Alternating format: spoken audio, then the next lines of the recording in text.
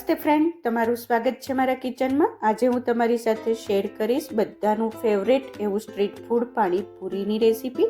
પાણીપુરીની પૂરી ઘરે કેવી રીતે બનાવી એનો વિડીયો મેં 2 દિવસ પહેલાં શેર કર્યો છે। નીચે ડિસ્ક્રિપ્શનમાં હું એની લિંક આપી દઉં છું। જો તમે હજી સુધી વિડીયો ના જોયો હોય તો ચોક્કસથી જોઈ લેજો। ઘરે એકદમ ફૂલેલી અને ક્રિસ્પી, બજાર કરતાં એકદમ સ્વચ્છ એવી પૂરી ઘરે આસાનીથી બનાવી લઈશું આપણે। તો ફ્રેન્ડ્સ, ચોક્કસથી પાણીપુરીનો વિડીયો જોજો, ઘરે ખૂબ જ સરસ એવી પૂરીઓ બને છે। તો ચલો હવે પાણીપુરીમાં ખવાતું આપણે ફુદીનાનું પાણી બનાવવાની શરૂઆત કરી દઈએ। ફુદીનાનું પાણી બનાવવા માટે સૌથી પહેલાં આપણે મિક્સર જારની અંદર 100 ગ્રામ ધોઈ અને સાફ કરેલી કોથમીર એડ કરી દઈશું। આપણે હવે 50 ગ્રામ જેટલો ફ્રેશ પુદીનો એડ કરવાનો છે। ફ્રેન્ડ્સ, મારી પાસે ફ્રેશ પુદીનો નહોતો તો હું આવી રીતે પુદીનાની પેસ્ટ કરીને સ્ટોર કરીને રાખું છું। તો 50 ગ્રામ જેટલો પુદીનો થાય એટલી હું પુદીનાની પેસ્ટ એડ કરી દઈશ। તો ફ્રેન્ડ્સ, આવી રીતે ક્યારેક પુદીનો ના મળે તો હું આવી રીતે પુદીનાની પેસ્ટ છે એ બનાવી અને ફ્રીઝ કરીને રાખું છું। 1 ઇંચ જેટલો આદુનો ટુકડાને આવી રીતે છીણીને એડ કરી દઈશું। તો ફ્રેન્ડ્સ, આપણે આ તીખું ખાટું પાણી બનાવીએ છીએ એટલે તીખાશ પ્રમાણે 1 કે 2 લીલા મરચાં એડ કરી દેવાના। સ્વાદ પ્રમાણે થોડુંક મીઠું એડ કરી દેવાનું। 1 ચમચી સંચળ પાવડર એડ કરી દઈશું અને 1 લીંબુનો આપણે રસ નીચવી દઈશું। તો ફ્રેન્ડ્સ, આપણે આ પાણીપુરીમાં ખવાતું ખાટું અને તીખું પુદીનાનું પાણી બનાવીએ છીએ। 2 આપણે બરફના ટુકડા એડ કરી દઈશું અને અડધા કપ જેટલું પાણી એડ કરી આપણે સરસ એવી આની પેસ્ટ બનાવવાની છે। મિક્સરનું ઢાંકણ બંધ કરી અને એકદમ સ્મૂથ પેસ્ટ બની જાય ત્યાં સુધી આપણે એની પેસ્ટ બનાવી લઈશું। તો ફ્રેન્ડ્સ, પુદીના કોથમીરની સરસ એવી પેસ્ટ બની ગઈ છે। આ ટાઈમે તમારે ગાળી અને તપેલીની અંદર ટ્રાન્સફર કરવું હોય તો કરી શકો છો, પણ હું પહેલાં મસાલા કરી લઈશ, પછી ખાતી વખતે હું આ પાણીને ગાળી લઈશ। એ જ મિક્સર જારની અંદર 3-4 કપ પાણી એડ કરી એ બધું પાણી આપણે તપેલીની અંદર એડ કરી દઈશું। સરસ એવો લીલો કલર આવી ગયો છે। હવે 1 ચમચી સંચળ પાવડર એડ કરી દઈશું, 1 ચમચી પાણીપુરીનો મસાલો એડ કરી દઈશું, અડધી ચમચી શેકેલા જીરાનો પાવડર એડ કરી દઈશું અને ફરીથી થોડીક ખટાશ ઓછી લાગતી હતી એટલે અડધા લીંબુનો રસ નીચવી દઈશું। બધા જ મસાલાને સરખી રીતે મિક્સ કરી દઈશું।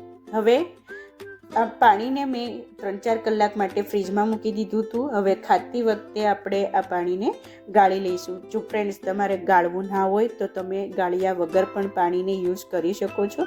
સરસ એવું આપણે પાણીને ગાળી અને બધું જ પાણી નિતારી લઈશું અને જે આ પેસ્ટ વધી છે એને આપણે બટેટાનો મસાલો બનાવશું એની અંદર એડ કરી દઈશું એટલે ફેંકવાનો નથી। તો ફ્રેન્ડ્સ, સરસ એવું એકદમ ગ્રીન કલરનું પાણી બન્યું છે। પીસતી વખતે આપણે લીંબુ અને બરફના ટુકડા એડ કર્યા હતા, જેના લીધે આ પાણી છે એ લાંબા સમય સુધી લીલું રહેશે। તો ફ્રેન્ડ્સ, હવે આપણે ચણા બટેટાનો મસાલો બનાવી લઈએ। મેં પહેલેથી જ 1 કિલો બટેટા બાફી લીધા હતા અને 200 ગ્રામ જેટલા ચણા રાત્રે પલાળી એને પણ બાફીને રેડી કરી લીધા છે। હવે એક કાથરોટની અંદર આપણે બધા જ બટેટાને રફલી હાથની મદદથી આવી રીતે મેશ કરી દઈશું।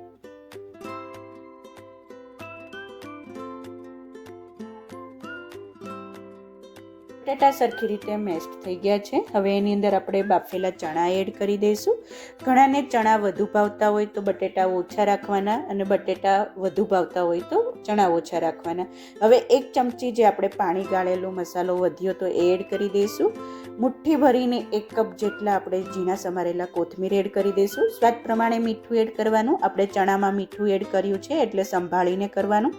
1 ચમચી સંચળ પાવડર એડ કરી દઈશું, 1 ચમચી આપણે પાણીપુરીનો મસાલો એડ કરી દઈશું, અડધી ચમચી શેકેલા જીરાનો પાવડર એડ કરી દઈશું અને અડધી ચમચી આપણે લાલ મરચું પાવડર એડ કરી દઈશું।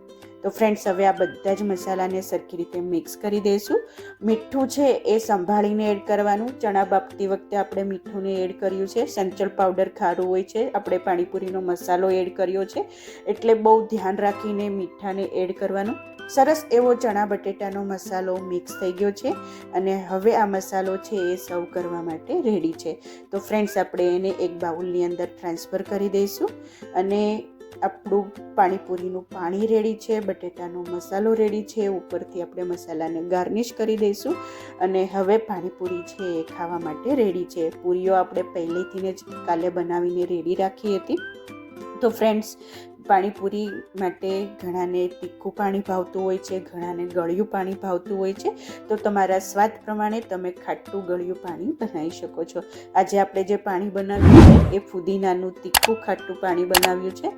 તો ફ્રેન્ડ્સ, હવે પાણીપુરીને આપણે સર્વ કરી દઈએ. ફ્રેન્ડ્સ, સૌથી પહેલાં આપણે ઘરે બનાવેલી પૂરી લઈ લઈશું. જો તમે જોઈ શકો છો કે કેટલી સરસ એવી ક્રિસ્પી પૂરી બની છે. બધી જ પૂરીઓ ફૂલે છે. ઘરે ખૂબ જ સરળ રીતે પૂરી બની જાય છે. ચોક્કસથી બનાવજો. પૂરીને આવી રીતે બ્રેક કરી અંદર આપણે મસાલો ભરી દઈશું. ડુંગળી ખાતા હોય તો થોડીક ડુંગળી સ્પ્રિંકલ કરશું અને ફુદીનાના પાણીમાં ડીપ કરી પાણીપુરીને એન્જોય કરશું.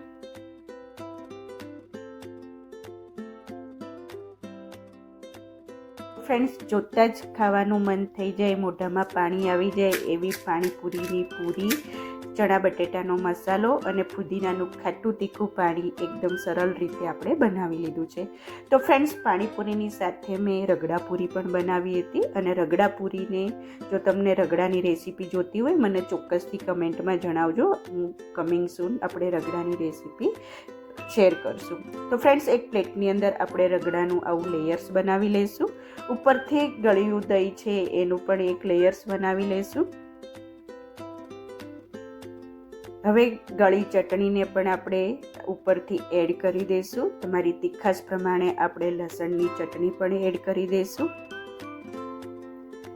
થોડીક આપણે ફુદીના કોથમીરની તીખી ચટણીને પણ એડ કરી દઈશું અને જે આપણે ચણા બટેટાનો મસાલો બનાવ્યો હતો એનું પણ ઉપર એક લેયર્સ કરી લઈશું. ફરીથી ત્રણેય ચટણીઓને આપણે ઉપરથી થોડાક સ્પ્રિંકલ કરી દઈશું.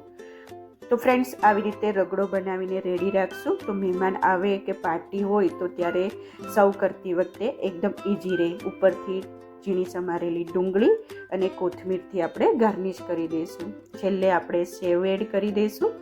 ઝીણી ચાટની સેવ આવે છે એ એડ કરી દેવાની. તો ફ્રેન્ડ્સ, જોતાં જ ખાવાનું મન થઈ જાય.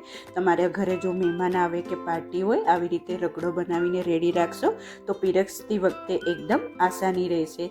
તો ફ્રેન્ડ્સ, આવી રીતે પૂરીને બ્રેક કરી અંદર ચમચીથી આવી રીતે આપણે રગડાને ભરી અને પૂરીની અંદર ખાલી ફિલ કરી દેવાનું. તો એકદમ ઇઝી વે તમે આવી રીતે સર્વ કરશો તો રગડા પૂરી છે એ કેટલી બધી વસ્તુઓ હોય છે, અલગ અલગ 3-4 ચટણીઓ હોય છે, રગડો હોય, મસાલો હોય, ડુંગળી કોથમીર હોય, સેવ હોય.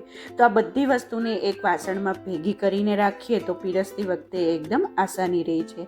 તો ફ્રેન્ડ્સ, તમને મારી આ રેસીપી કેવી લાગી મને ચોક્કસથી જણાવજો. એકદમ સરળ રીતે આપણે પૂરીની રેસીપી બતાવી છે અને બજાર કરતાં ખૂબ જ ટેસ્ટી એવી આપણે ચણા બટેટાનો મસાલો, ફુદીનાનું ખાટું તીખું પાણી, આ બધી જ રેસીપી એકદમ આસાન રીતે ખૂબ જ ઝડપથી બની જાય છે. ચોક્કસથી આવી રીતે ઘરે બનાવીને ટ્રાય કરજો, ખૂબ જ મજા આવશે.